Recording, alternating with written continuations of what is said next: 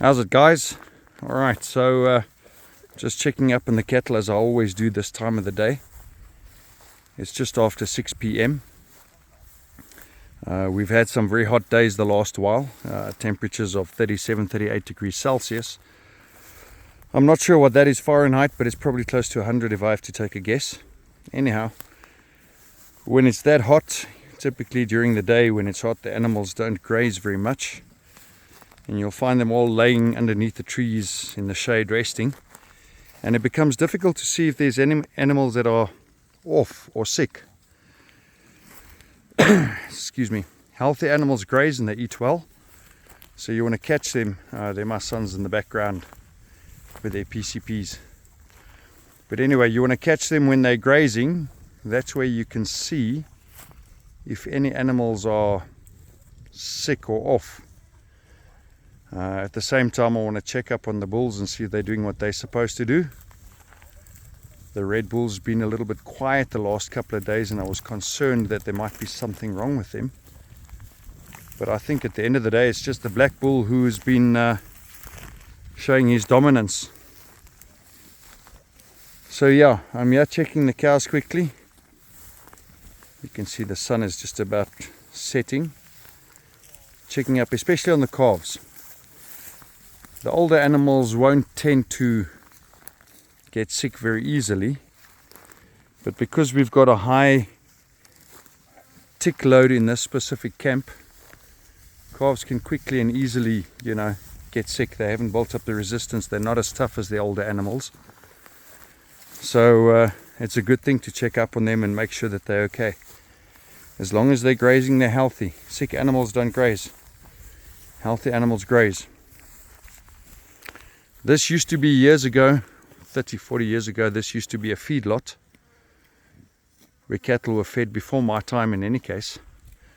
And you can see from years and years of traffic and probably a lot of urea in the soil and who knows what else, and overgrazing and trampling, that the quality of the grass here is not very good.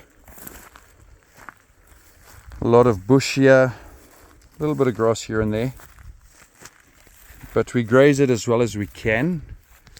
We've pretty much rested this camp for most of the season, and ironically last year when our breeding season started, we put the bulls with the cows in this exact same camp. So yeah, sometimes that's just the way the cycle works out. But anyhow, the animals are looking good. They're grazing.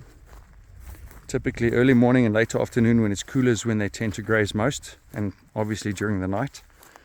Their whole pattern changes, so when you want to pick up on animals that may be off or a little bit sickly or see if there's a problem, this is the time to do it.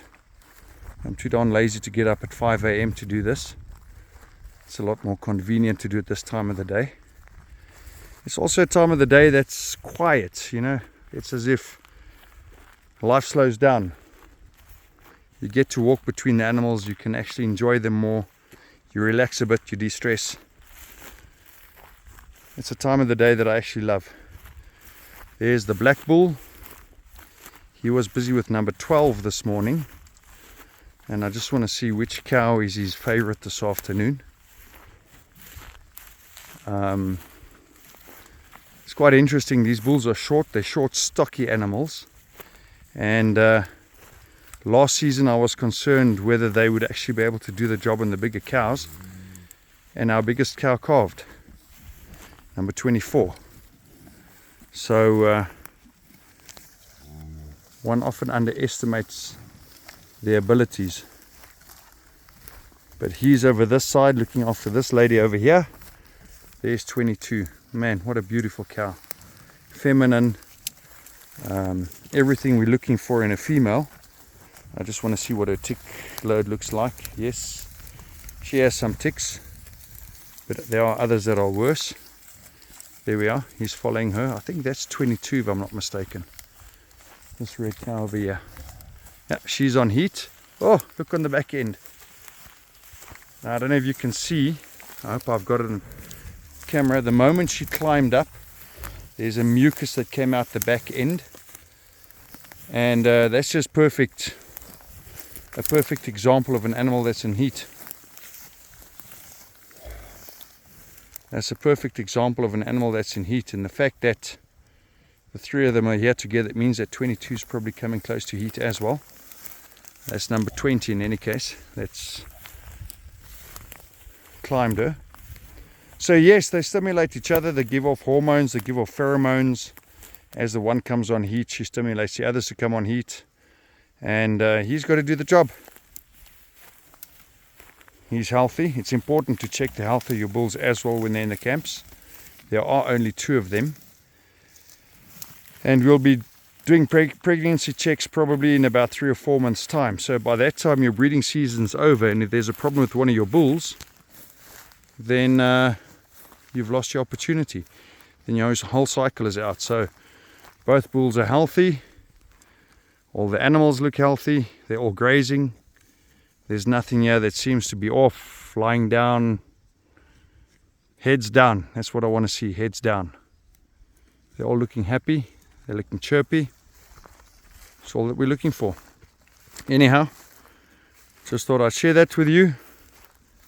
Just another day in the life of a cattle farmer, among other things. Have a good one, guys. If you like the content, give us a thumbs up. And if you like the channel, please subscribe. Tomorrow I'll be posting more about light tackle boat fishing for those who have taken the time to watch the video so far. I'll be posting a clip about light tackle boat fishing, platforms you need, the gear you need.